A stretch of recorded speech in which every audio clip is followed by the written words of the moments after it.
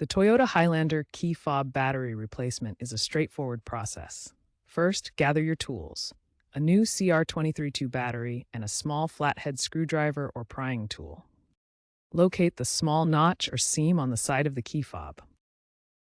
Carefully insert the screwdriver into the notch and gently pry the two halves of the fob apart.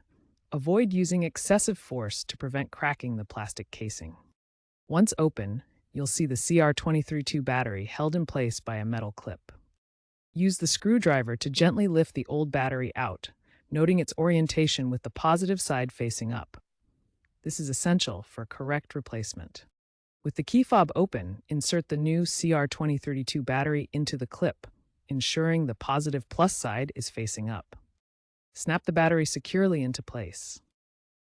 Now, align the two halves of the key fob and press them firmly together until they click shut, ensuring a secure closure. After reassembly, test the key fob by pressing the buttons near your vehicle to confirm it's functioning correctly. If you have a model with enhanced security features or encounter issues, you may need to cycle the ignition or follow specific Toyota reprogramming steps found in your vehicle's manual. If problems persist, a dealership visit might be necessary.